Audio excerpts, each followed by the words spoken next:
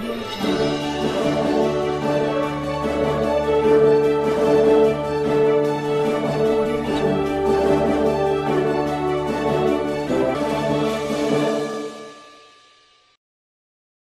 सबलीकरण, महिला सक्षमीकरण, महिला सुरक्षा अशा शब्दांचा वापर समाजात रोजच होत असतो।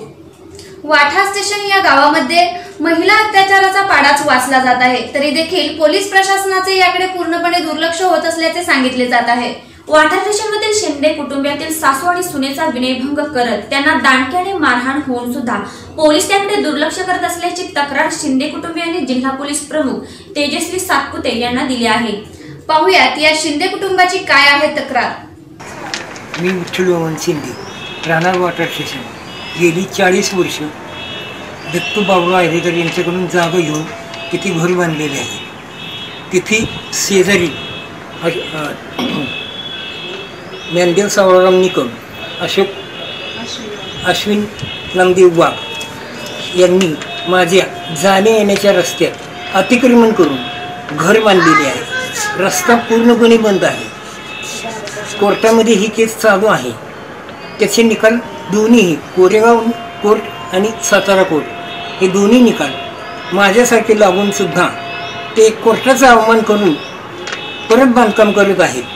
ते विचारण्यासाठी गेले असता त्या दोघांनी मला, माझ्या पत्नीला, माझ्या मुलाला, माझ्या सुनेला नको ते अवाच्य शब्दात बोलून हाणामारी केली। माझी पत्नी आत्ता सध्या सिव्हिल हॉस्पिटलमध्ये ॲडमिट आहे। हे माझे संपूर्ण कागदपत्र आहेत। तरीही ते काहीही त्याची दखल घेतली जात नाही। ही पोलीस स्टेशनला NC दिलेली आहे, वाठा पोलीस स्टेशनला ही NC दिलेली आहे, तरीही त्याची ही दखल घेतलेली नाही।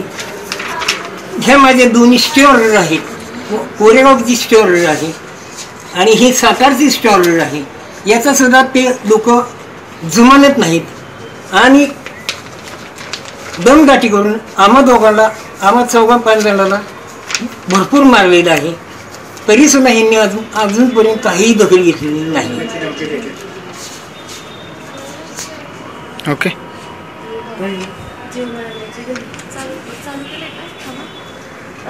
वाठा स्टेशन आम्ही तिथं राहतो, त्याला 40 वर्ष झाले। माझी लग्न होऊन 11 वर्ष झाली। ती बांधकाम चालू होतं, त्याच्यावरून आमच्या सासू-सासऱ्यांना मारहाण केली। तिथल्या लोकांनी सोडवायला गेले तर अपशब्द वापरले, बलात्कार करेन वगैरे असं शब्द वापरून मारहाण केली, धक्काबुक्की केली, असे खराब शब्द वापरले, जीवे मारण्याची धमकी दिली आम्हाला। आम्ही पोलीस स्टेशनला कंप्लेंट द्यायला गेले तर त्यांनी काही दखल घेतली नाही तिथल्या साहेबांनी वगैरे, म्हणून आम्ही आता SP ऑफिसला सातारला आलो होतो। पण तिथं काय आता सध्या तिथं साहेब मतदानामुळे नाही येत, त्यामुळे काय भेटल्या नाहीत मॅडम।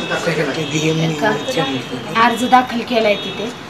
सासू माझी सिव्हिल ॲडमिट आहे, त्यांना दांडकेने वगैरे मारहाण केली, त्यांना चालता येत नाही आहे, तरीसुद्धा कोणी काही दखल घेतलेली नाही त्याची। शिंदे माझी जागा ते अश्विन वाघाच्या पाठीमागं आहे, त्या रस्त्यावरनं। गाव कोणतं तुमचं? वाठा स्टेशन। काय झालं त्या रस्त्यावरनं आमची भांडणं झाली, तर ती रस्त्यात बांधकाम त्यांनी चालू केलं आमच्या।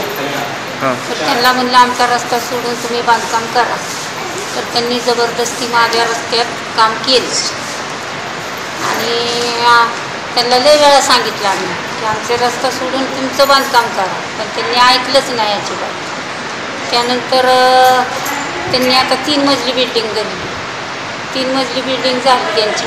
त्याच्यानंतर आम्ही स्टी बसवला, स्टी बसवल्याच्यानंतर पुन्हा आणखी त्यांनी बांधकाम चालू केलं बिनपरवानगीचं। त्यांना काय मी म्हणलं त्या दिवशी, परवा दिवशी म्हणलं आम्ही तुमच्याकडे काय आहे पुरावा ते दाखवा आम्हाला।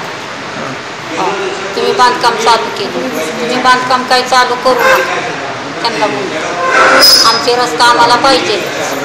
तर ती म्हणले तुला काय कायद्याने करायचं आहे ती कर।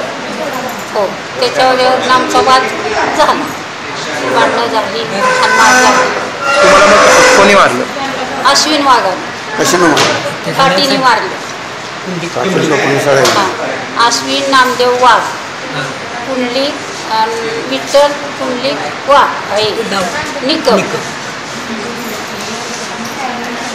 त्या दोघांनी मारहाण केली माझ्या पोरांना, माझ्या नवऱ्याला, मला, सुनेला. आमच्या अंगावर जाऊन आली, आम्हाला खाली पाडून दिलं, मारलं काय गुडघ्याला आड्याला.